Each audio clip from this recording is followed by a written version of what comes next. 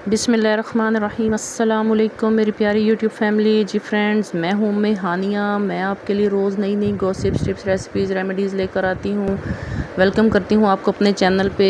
आज का ज़बरदस्त व्लॉग लेकर आई हूँ जो कि है आज़ादी के हिसाब से। जैसे कि आप सबको पता है, आज पाकिस्तान की आज़ादी का दिन है, 14 अगस्त है। तो 14 अगस्त मेरी तरफ से आप सबको बहुत बहुत मुबारक हो। पूरे पाकिस्तानियों को आज़ादी का दिन बहुत मुबारक हो। अल्लाह पाक हमारे वतन करीम पर अपनी ख़ास रहमतें नेमतें नाजिल फ़रमाए और मुल्क के हालात पर ख़ास करम फ़रमाए। तो आप सबको पता है कि हम लोग क्या जाने कि आज़ादी क्या है।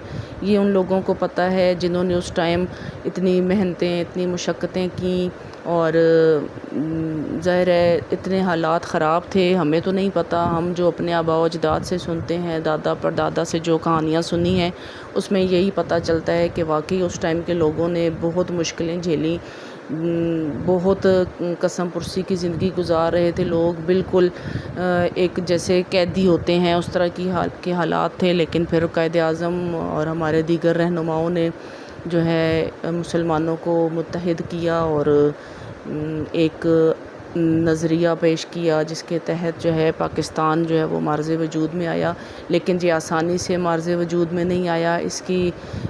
इसको बनाने में हमारे आबा व अजदाद के, हमारे असलाफ़ के लहू शामिल है, उनकी कुर्बानियाँ शामिल हैं। तो कोई किसी कैदी से पूछे कि आज़ादी क्या है, कोई बांग्लादेश के कैंपों में मुकीम तीसरी नस्ल से पूछे, कोई चनार के उस पार मकबूजा वादी के महसूरीन या गज़ा के बासियों से पूछे कि दुनिया के सबसे बड़ी दौलत क्या है, वो कहेंगे आज़ादी है। बिल्कुल यही बात है कि हम भूल चुके हैं कि हम तो आज़ाद हैं, लेकिन फ़लस्तीन में जो हमारे मुसलमान बहन भाई जो हैं वो एक कैदियों सी ज़िंदगी गुजार रहे हैं। हमें तो यहाँ अपने मुल्क में माशाअल्लाह अल्हम्दुलिल्लाह कोई ऐसी पाबंदी नहीं है। हम अपने दीन के हिसाब से, हम अपने जैसे नमाज का हमारे औकात होते हैं, हम अपने मर्ज़ी से नमाज़ पढ़ सकते हैं, अल्लाह के हुकूक अदा कर सकते हैं। लेकिन वहाँ हमारे जो फ़लस्तीनी बहन भाई हैं, उन्हें तो नमाज़ पढ़ने की भी पाबंदी है। तो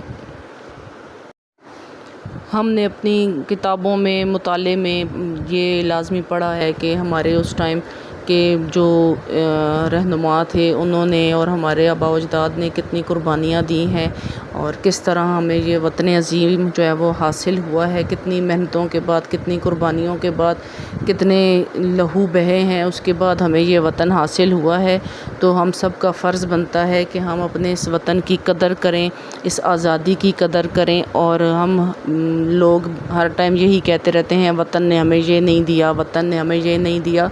वतन ने हमें आज़ादी दी है, आज़ादी से हम अपने इस वतन में सांस ले रहे हैं, हम आज़ादी से घूम फिर रहे हैं। हम अपने दीन के हिसाब से, हम अपने मज़हब के हिसाब से, हम अपना कलमा प्यारा ला इलाहा इल्लल्लाह मुहम्मदुर रसूलुल्लाह जो है वो हम आसानी से पढ़ सकते हैं। हमें कोई यहाँ आके ये नहीं कह सकता कि तुम ये कलमा नहीं पढ़ सकते या तुम खाना काबा के लिए नहीं जा सकते, तवाफ़ नहीं कर सकते, अपनी नमाज, अपनी इबादत नहीं कर सकते। हमें अपने वतन में ये आज़ादी हासिल है और इंशाअल्लाह अल्लाह पाक का ख़ास करम रहा तो इसी तरह हम आज़ाद रहेंगे। अल्लाह पाक हम सबको अपने हिफ्ज़ व अमान में रखे, अपनी इस आज़ादी की कदर करें और अपने उन फ़ौजी जो हमारी सरहदों पर बैठे हैं, जो हमारे सरहदों की हिफाजत कर रहे हैं, उनके लिए भी दुआ गो रहें और अपने वतन अज़ीज़ के लिए ख़ास तौर पर दुआ किया करें। हर वक्त, हर लम्हा अपने दिल में अल्लाह पाक का शुक्र अदा किया करें कि अल्लाह पाक ने हमें आज़ादी की नेमत अता फ़रमाई है। और इस वतन अज़ीज़ के लिए दुआ किया करें, अल्लाह पाक इसको नेक हुक्मरान अता फ़रमाए। खुदा करे कि वो बहार आए जो कर्ज़ सारे उतार दे, मेरे वतन के नसीब में भी सुकून राहत करार आए। अल्लाह पाक से दुआ है कि मेरे वतन में वाकई ही सुकून व करार की बहुत कमी है।